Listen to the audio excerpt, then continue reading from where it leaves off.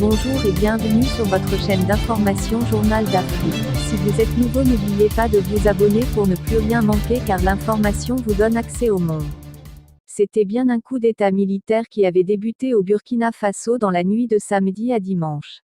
Des tirs d'armes lourdes et automatiques étaient entendus dans différentes casernes militaires du Burkina Faso.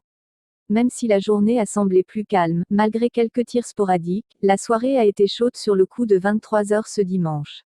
Une information parvenue à notre rédaction confirme l'arrestation de Roch Marc Christian Kaboré par les hommes en armes menés par le lieutenant-colonel Paul-Henri Sandaogo de AMIBA. Avant l'arrestation de Roch Kaboré, des tirs avaient été entendus autour de sa résidence privée. Selon les sources bien introduites, le président a été arrêté et placé en résidence surveillée dans un camp militaire. Paul-Henri Sandaogo de AMIBA réclamerait, comme au Mali et en Guinée, à Roch Marc Christian Kaboré de démissionner de sa fonction de président du Burkina Faso. La situation dans le pays est toujours confuse dans la soirée puisque des détonations d'armes sont toujours rapportées par des populations. Qui est Paul-Henri Sandaogo de AMIBA? Paul-Henri Sandaogo de AMIBA est en effet un officier supérieur d'infanterie dans l'armée burkinabé. Il est diplômé de l'école militaire de Paris. Cet officier est titulaire d'un Master 2 en sciences criminelles du Conservatoire national des arts et métiers, CNAM de Paris ainsi que d'une certification d'expert de la défense en management, commandement et stratégie. Il est auteur du livre « Armée ouest-africaine et terrorisme, réponses incertaines ». L'ambassade de France au Burkina Faso a diffusé une note à tous les ressortissants français présents dans le pays pour leur demander de rester cloîtrés chez eux. Un couvre-feu avait été annoncé plus tôt dans la journée par l'ancien gouvernement Roch Marc Christian Kaboré. Ce lundi, les écoles devraient rester fermées au moins jusqu'à mercredi.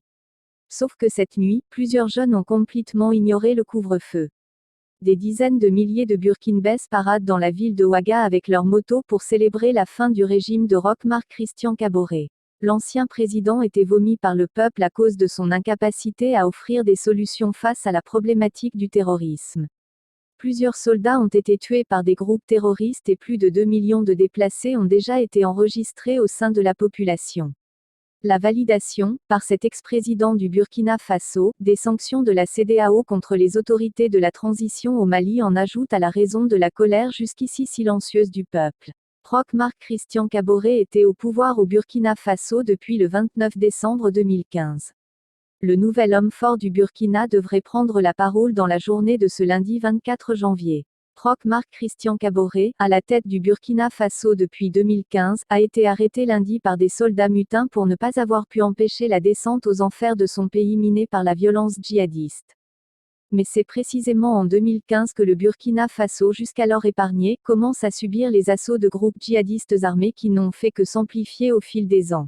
Lorsqu'il est réélu pour un second mandat en 2020, le pays s'est enfoncé dans le chaos, les attaques de groupes djihadistes sont devenues quasi quotidiennes et font des centaines de morts, des pans entiers du pays échappent à l'autorité de l'État et les forces de l'ordre semblent incapables d'enrayer la spirale de violence. Il fait donc la promesse pendant sa campagne électorale que la lutte contre les djihadistes sera la première de ses priorités. Mais les attaques et les massacres dans le nord se poursuivent comme ceux du village de Solan en juin 2021 au cours duquel au moins 132 civils sont tués, ou d'Inata mi-novembre de la même année quand 57 personnes meurent, dont 53 gendarmes. Dès lors, les manifestations de colère de populations excédées par cette violence se multiplient pour dénoncer l'impuissance du pouvoir, des manifestations le plus souvent réprimées par la police. Roch Marc Christian Kaboré, de l'ethnie majoritaire Mossi, ancien banquier et homme réputé consensuel, n'a pas réussi à honorer sa promesse en dépit de plusieurs changements à la tête de l'armée et du gouvernement. Ses partisans ont fait valoir son bilan, citant les réalisations, infrastructures routières, santé, eau potable, qui semblent en décalage avec la réalité. 1,5 million de personnes ont dû fuir leur foyer à cause des violences djihadistes, et des milliers d'écoles ont dû fermer. Fils de ministre, homme aux idéaux de gauche revendiqué à ses débuts en politique après des études en France, il profite dans les années 1980 de l'accession au pouvoir de Thomas Sankara, le père de la révolution d'inspiration marxiste, pour devenir directeur de la Banque internationale du Burkina avant même son 30e anniversaire. Après l'assassinat de Sankara en 1987, il s'engage auprès du nouvel homme fort du Burkina, Blaise Compaoré. L'ascension est fulgurante, plusieurs fois ministre, Premier ministre, président de l'Assemblée, il est un des hommes clés du régime. Considéré comme probable successeur de Compaoré, Roch Marc Christian Kaboré tombe brutalement en disgrâce en 2012 pour des raisons obscures. Il claque la porte du parti au pouvoir en 2014 au crépuscule du régime, se faisant taxer d'opportunisme par ses détracteurs, et fonde son propre parti, le Mouvement du Peuple pour le Progrès, MPP. Un an plus tard, après une transition, il prend les rênes du Faso, agissant en prenant son temps, allant jusqu'à se faire surnommer le président Diesel. Puis son indolence face à la menace sécuritaire est devenue un autre problème, selon ses opposants.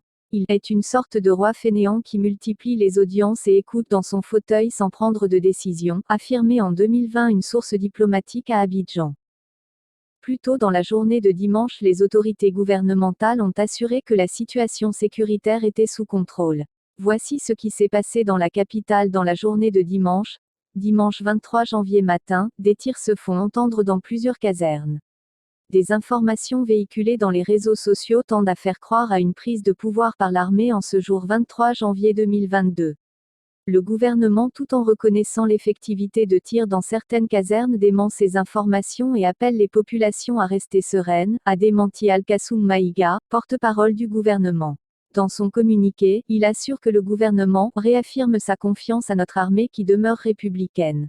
Il s'agit de quelques casernes qui sont concernées par les mouvements d'humeur, à en croire le ministre en charge des armées, Barthélemy Simporé.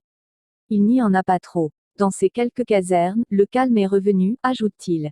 Au temps opportun, assure-t-il, le gouvernement communiquera. Pour le moment, nous ne savons pas trop sur les motivations de ces tirs.